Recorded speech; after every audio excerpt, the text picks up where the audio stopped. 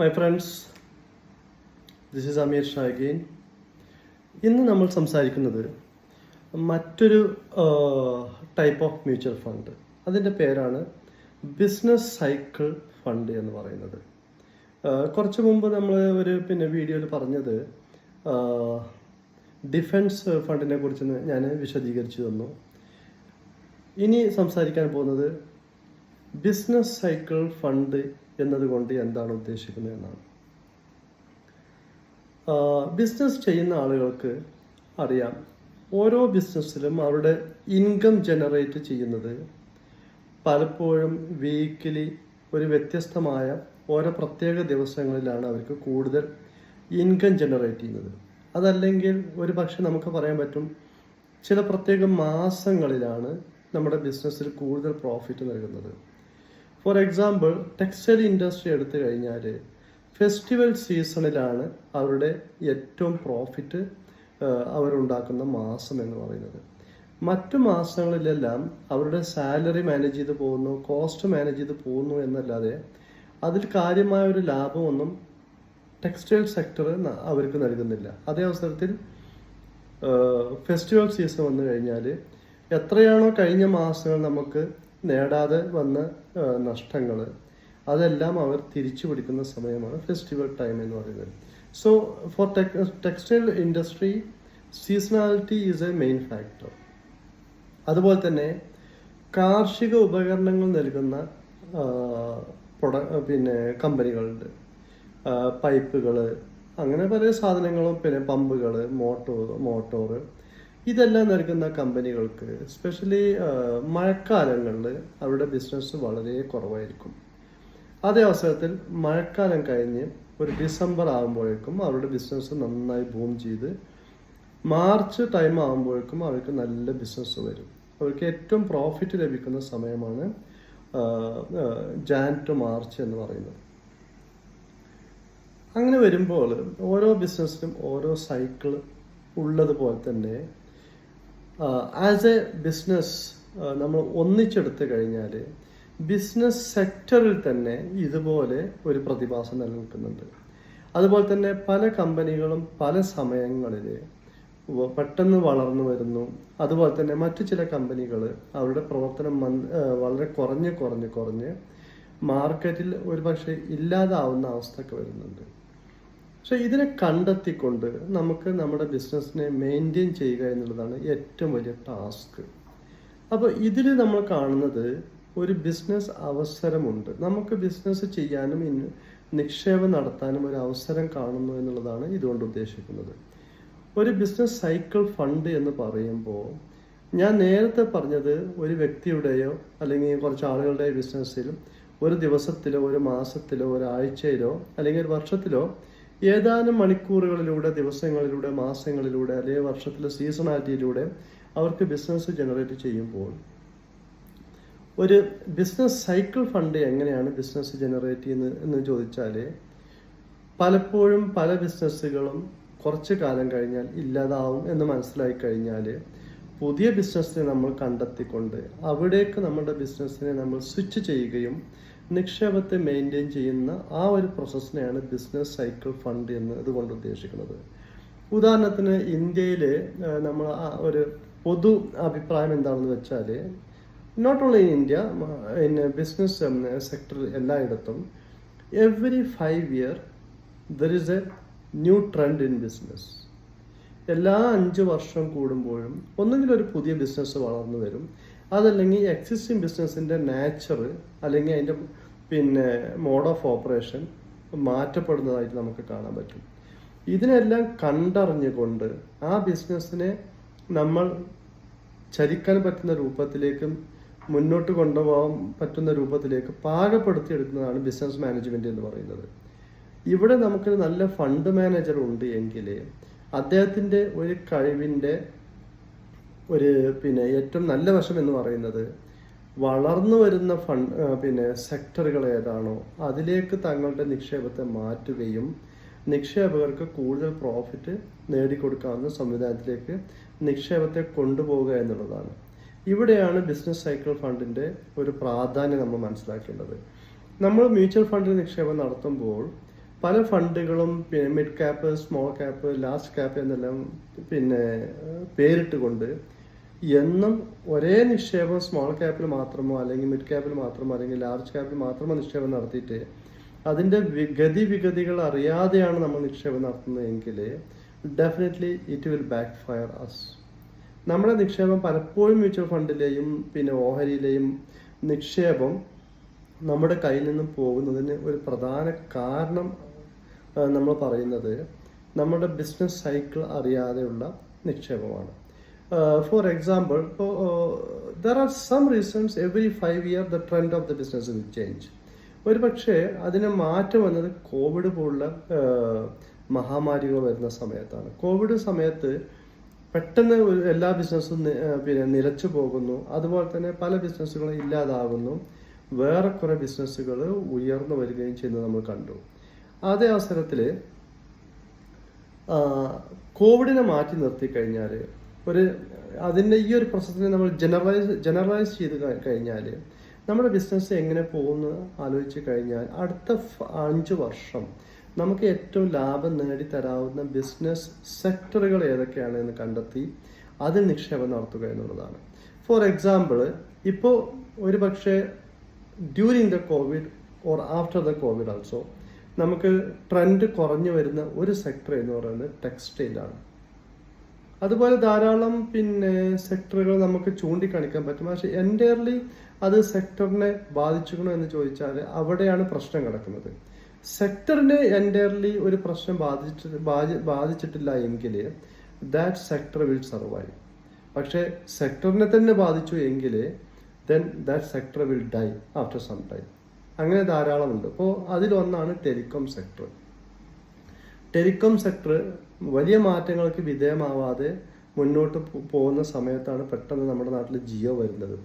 ജിയോ എന്ന് പറഞ്ഞത് ഒരു മാറ്റം ഉൾക്കൊണ്ടുകൊണ്ട് ഒരു പുതിയ ട്രെൻഡ് ടെലികോമിൽ വന്നത് കൊണ്ടാണ് ജിയോ ഒക്കെ മാർക്കറ്റിൽ പിടിച്ചു നിൽക്കാൻ കഴിഞ്ഞത്. അതേ അവസരത്തിൽ BSNL ഇപ്പോഴും പഴയ സിസ്റ്റത്തെക്കുറിച്ചും പഴയ പിന്നെ നെറ്റ്വർക്കിനെ കുറിച്ചും സംസാരിക്കുന്നത് കൊണ്ട് അവർക്ക് ആക്സെപ്റ്റൻസ് മാർക്കറ്റിൽ വളരെ കുറഞ്ഞു വരുന്നു. അതുകൊണ്ട് ഒരേ സെക്ടറിൽ തന്നെ നമ്മൾ BSNLയും ജിയോയും നോക്കിക്കഴിഞ്ഞാൽ there is a big note towards BSNL, but still people are buying Jio network. അതാണ് നമുക്ക് കാണുന്നൊരു ട്രെൻഡ്. മറ്റൊന്ന്, നമുക്ക് പിന്നെ ഇനി അടുത്ത ഏതാനും വർഷങ്ങളിൽ നമുക്ക് ഇന്ത്യയിൽ വളർന്നു വരുന്ന കുറച്ച് സെക്ടറുകളെ പരിചയപ്പെടാം. അതിലൊന്നാണ് IT ആൻഡ് ഇൻഫോർമേഷൻ ടെക്നോളജി എന്ന് പറയുന്നത്. IT എന്ന് പറയുന്നത് ഇപ്പോൾ ഇൻഫോസിസിൻ്റെയും വിപ്രോ അതുപോലെ TCS അവരൊക്കെ ഹിസ്റ്ററി നമ്മൾ എടുത്തു കഴിഞ്ഞാൽ they are here in this market for long time. പക്ഷെ അതിലെന്താണ് വലിയ മാറ്റങ്ങൾക്ക് പിന്നെ സാധ്യത എന്ന് ചോദിച്ചാൽ ഇൻഫർമേഷൻ ടെക്നോളജിയിൽ വർഷാവർഷം പുതിയ കണ്ടെത്തലുകൾ വരികയും പുതിയ സംവിധാനങ്ങൾ വരികയും പെട്ടെന്ന് മാറ്റങ്ങൾക്ക് വിധേയമായിക്കൊണ്ട് ടെക്നോളജിയെ വളർത്തിക്കൊണ്ടുവരുന്നത് കാണാം. അതുകൊണ്ട് തന്നെ IT ഇൻ്റഗ്രേറ്റഡ് ആയിട്ടുള്ള പ്രൊഡക്റ്റുകളുടെ ഇന്നോവേഷൻസ് കുറേ നടക്കുന്നുണ്ട്. അതുപോലെ IT എല്ലാ ഭാഗങ്ങളിലേക്കും പിന്നെ എത്തിപ്പെടാൻ ശ്രമിക്കുന്നുണ്ട്. ഇപ്പോൾ ഹെൽത്ത് സെക്ടറിലേക്ക് IT നന്നായി മൂവ് ചെയ്തിട്ടുണ്ട്. അതുപോലെ ബാങ്കിങ്ങിൽ നന്നായി വന്നിട്ടുണ്ട്. അതുപോലെ പിന്നെ സേവാ കേന്ദ്രങ്ങളിൽ ധാരാളം വന്നിട്ടുണ്ട്. ഈവൻ ഇൻ്റലിജൻസിൽ വന്നിട്ടുണ്ട്. IT ഇല്ലാത്തൊരു ഭാഗം എവിടെ ഇല്ല എന്ന് ചോദിച്ചാൽ മതി. So IT and information technology is having huge potential to grow in the next 5 years. മറ്റൊന്നാണ് റിന്യൂവബിൾ എനർജി. ഇപ്പോൾ ഇന്ത്യയെ സംബന്ധിച്ച് നമ്മുടെ എനർജി കൺസംഷന് വേണ്ട എല്ലാം വാങ്ങുന്നത് പുറത്തുനിന്നാണെങ്കിൽ നമുക്ക് ധാരാളം ലഭിക്കുന്നതാണ്.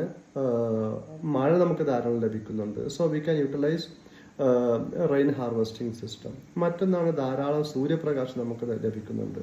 സോ നമുക്ക് സോളാർ എനർജിയെ ഡിപ്പെൻഡ് ചെയ്യാൻ പറ്റും. അതുപോലെ തന്നെ നമുക്ക് കടലുകൾ ഉള്ളത് കൊണ്ട് തന്നെ കടലോര പ്രദേശങ്ങളിൽ ധാരാളം വിൻഡ് എനർജി സെറ്റ് ചെയ്തുകൊണ്ട് നമുക്ക് പിന്നെ അത്തരം കമ്പനികളെ നമുക്ക് പ്രൊമോട്ട് ചെയ്യാൻ പറ്റും.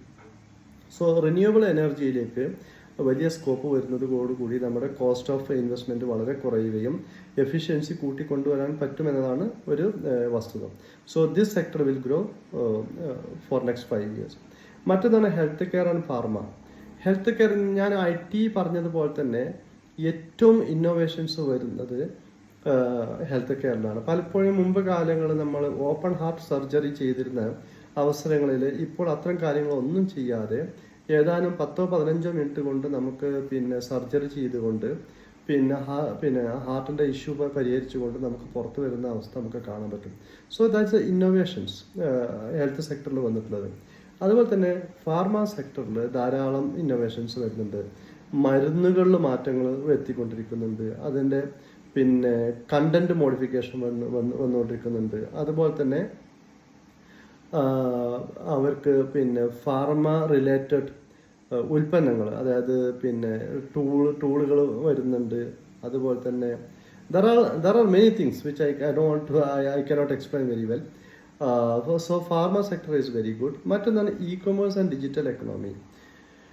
Now e-commerce is growing like anything.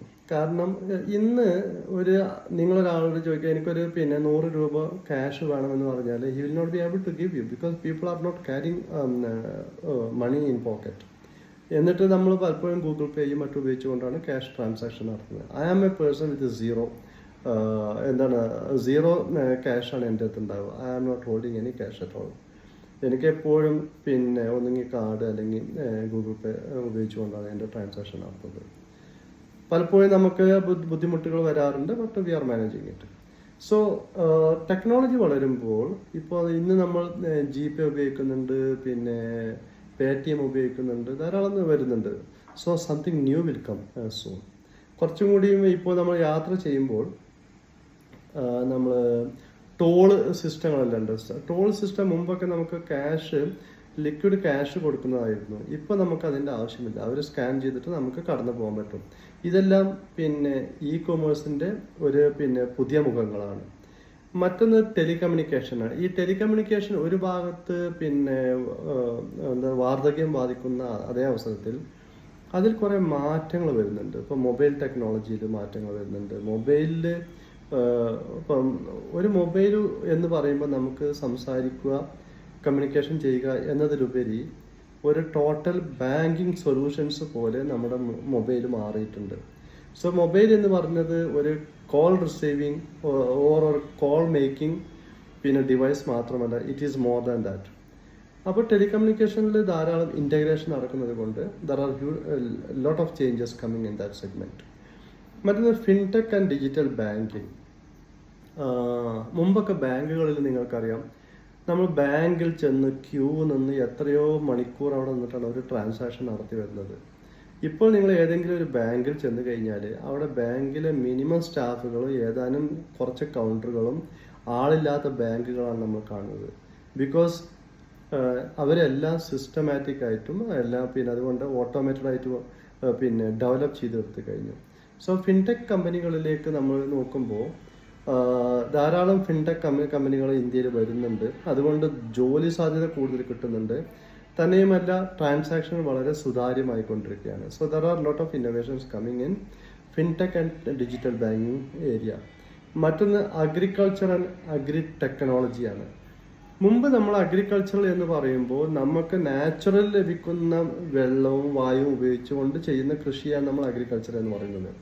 പക്ഷേ അവിടെ നമുക്ക് സംഭവിക്കുന്ന ഒരു പ്രശ്നം എന്താണെന്ന് വെച്ചാൽ ഓവർ യൂട്ടിലിറ്റിയാണ്.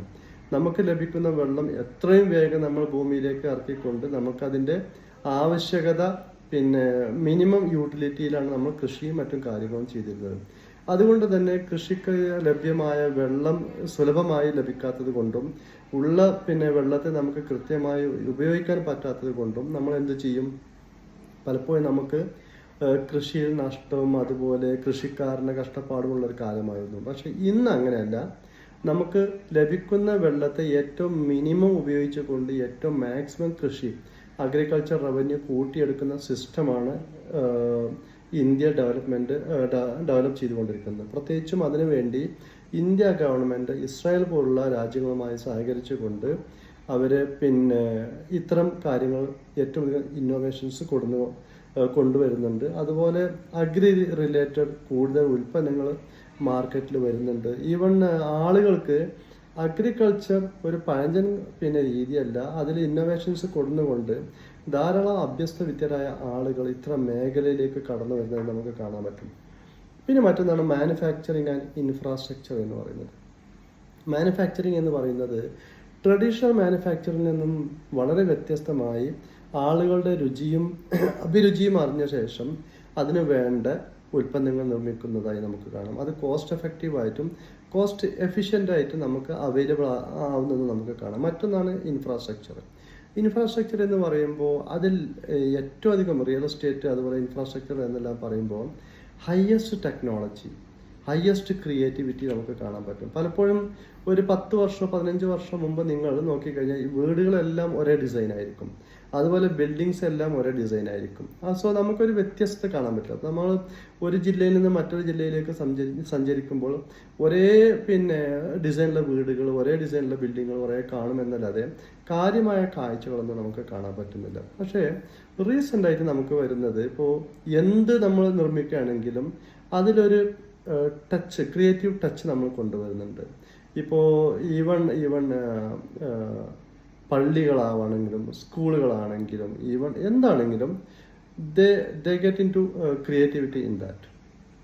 വീടുകളൊക്കെ വളരെ ക്രിയേറ്റീവായിട്ടാണ് ആളുകൾ നിർമ്മിക്കുന്നത്. കുറഞ്ഞ സ്പേസ് ആണെങ്കിലും കാണുന്ന വീടുകൾ ഏറ്റവും ഭംഗിയിലും ഏറ്റവും ക്രിയേറ്റിവിറ്റിയോട് കൂടിയാണ് നിർമ്മിച്ചുകൊണ്ടിരിക്കുന്നത്. സോ ഇതൊക്കെയാണ് സാധ്യതകൾ എന്ന് പറയുന്നത്.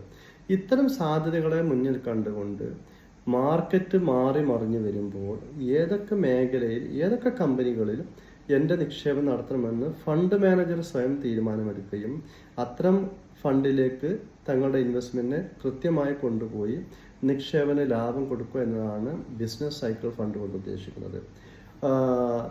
ധാരാളം ബിസിനസ് സൈക്കിൾ ഫണ്ട് ഉണ്ട്. ഇപ്പോൾ ICICI ബാങ്കിൻ്റെ ബിസിനസ് സൈക്കിൾ ഫണ്ട് ഉണ്ട്.